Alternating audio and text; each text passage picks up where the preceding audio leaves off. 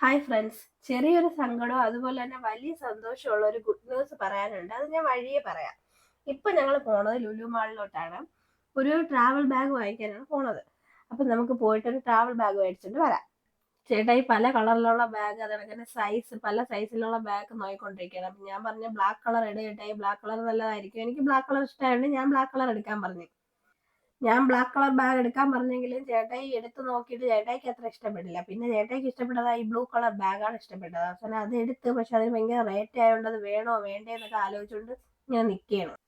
അവസാനം വാങ്ങിച്ചത് വേറൊരു ബ്ലൂ കളർ ബാഗാണ്. അതാണ്ട് അത് ഉരുട്ടിക്കൊണ്ട് നടക്കുന്നുണ്ടല്ലേ, ഒരാൾക്ക് ഇഷ്ടപ്പെട്ട് അത് എങ്ങനെ എടുക്കണമെന്ന് അത് ഉരുട്ടാനൊക്കെ പഠിച്ച്.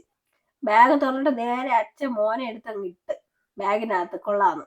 പിന്നെ നമ്മൾ നേരെ പോയത് എന്റെ വീട്ടിലോട്ടാണ്. അവിടെ അമ്മ ആണെങ്കിൽ അച്ചാറിട്ട് വെച്ചിട്ടുണ്ടായിരുന്നു ചേട്ടായിക്ക് കൊണ്ടുപോകാനായിട്ട്. അമ്മ ചൂര അച്ചാറിട്ട് വെച്ചിട്ടുണ്ടായിരുന്നു. അതും പിന്നെ രണ്ട് കുഞ്ഞു ടിന്നിലായിട്ട് ഇഞ്ചിക്കറിയും കൂടെ ഉണ്ടായിരുന്നു. അമ്മ ചൂര അച്ചാറിട്ടത് മെഴുകൊക്കെ ഉരുക്കി ഒരുക്കി ഒരുക്കി വെക്കാൻ നോക്കുന്നുണ്ടായിരുന്നു. അങ്ങനെ നടന്നില്ല. ലാസ്റ്റ് ഞാൻ ചന്ദനത്തിരി കത്തിച്ച് ജസ്റ്റ് ഉരുക്കി എടുക്കുകയാണ് ചെയ്തത്. എന്നിട്ട് ടേപ്പ് വെച്ച് ഒട്ടിച്ചെടുക്കുകയാണ് ചെയ്തത്. പിന്നെ പിറ്റേ ദിവസം ആയപ്പോഴത്തേക്ക് ഫുള്ള് ഞാൻ പാക്ക് ചെയ്ത്, പാക്കിങ്ങിന്റെ വീഡിയോ എടുക്കാൻ ഞാൻ മറന്നുപോയായിരുന്നു. പിന്നെ പെട്ടിയൊക്കെ ഒട്ടിച്ച് പേരൊക്കെ എഴുതി എങ്ങോട്ടാ പോണത് അതൊക്കെ എഴുതി. അപ്പോഴത്തേക്ക് ഒരാൾ പെട്ടി ഉണ്ടപ്പോഴത്തേക്ക് എന്റെ മുകളിൽ പറക്കി വെച്ചിരിക്കുന്ന സാധനങ്ങൾ ഉണ്ടല്ലേ, അവന്റെ കളിപ്പാട്ടങ്ങളും. ഞാൻ ചോദിച്ചപ്പോൾ പറയാണ് ഞാനും പോണം അച്ഛൻ്റെ കൂടെ, എന്റെ കളിപ്പാട്ടങ്ങളുമായിട്ട് പോണെന്ന്.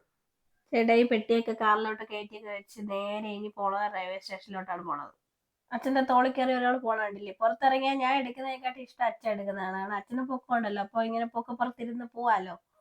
അങ്ങനെ ചേട്ടായി പോവാനായിട്ട് ഇവിടെ റെയിൽവേ സ്റ്റേഷനിൽ എത്തിയിരിക്കുകയാണ്. ചേട്ടായി പോണത് എങ്ങോട്ടെന്ന് വെച്ചാൽ ദുബായിലോട്ടാണ് പോണത്. ട്രെയിൻ വഴി ഒന്ന് ദുബായിലോട്ട് പോയാലോ എന്ന് ആലോചിച്ച്. കാരണം പുള്ളിക്കാരന്റെ ഫ്ലൈറ്റ് കൊച്ചിന്നേ ഉള്ളൂ, അപ്പൊ ട്രിവാൻഡ്രത്ത് നിന്നില്ല. അപ്പൊ ട്രിവാൻഡ്രത്ത് നിന്ന് കൊച്ചി വരെ ട്രെയിനിലാണ് പോണത്.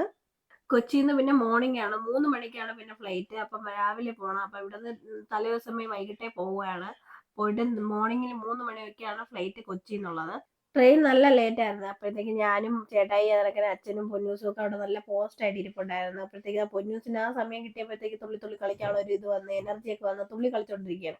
തുള്ളി കളിച്ച് ലാസ്റ്റ് വീണെങ്കിലും ചിരിക്കാൻ മറന്നില്ല. അങ്ങനെ കുറച്ചു നേരത്തെ കാത്തിരിപ്പിന് ശേഷം ചേട്ടായിക്ക് പോകാനുള്ള ട്രെയിൻ വന്ന് കയറി. അതുപോലെ തന്നെ പൊന്നൂനെ കൂടെ അപ്പാപ്പൻ അച്ഛൻ്റെ അടുത്താക്കി കൊടുത്തുന്ന പൊക്കോളായി പറഞ്ഞ്. അങ്ങനെ ഒരു ഉമ്മയൊക്കെ കൊടുത്ത് അച്ഛൻ പൊന്നൂസ് ടാറ്റയൊക്കെ പറഞ്ഞ് കയറി. അങ്ങനെ ചേട്ടായിനെ ട്രെയിനിലൊക്കെ കയറ്റി വിട്ടതിന് ശേഷം ഞാൻ പറഞ്ഞു ചേട്ടായി അവിടെ എത്തുമ്പോഴത്തേക്ക് എനിക്ക് വീഡിയോസ് ഒക്കെ എടുത്ത് അയക്കണേന്ന് പറഞ്ഞു. അങ്ങനെ ചേട്ടായി എടുത്ത് അയച്ചു തന്നായിരുന്നു. എയർപോർട്ടിൽ എത്തിയപ്പോൾ വീഡിയോ ഒക്കെ എടുത്ത് അയച്ചു തന്ന്. പിന്നെ ഫ്ലൈറ്റിലൊക്കെ കയറി. ആ ഒരു ചെറിയ സങ്കടം ഉണ്ടെങ്കിലും വലിയൊരു സന്തോഷമുണ്ട്.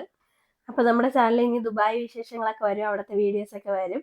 അപ്പൊ എന്റെ വീഡിയോസ് കാണുന്ന എല്ലാവർക്കും ഒരുപാട് നന്ദി. അതുപോലെ തന്നെ വീഡിയോ ഇഷ്ടമായെങ്കിൽ ലൈക്ക് ചെയ്യുക, സബ്സ്ക്രൈബ് ചെയ്യുക, അതുപോലെ കമന്റ് ചെയ്യുക.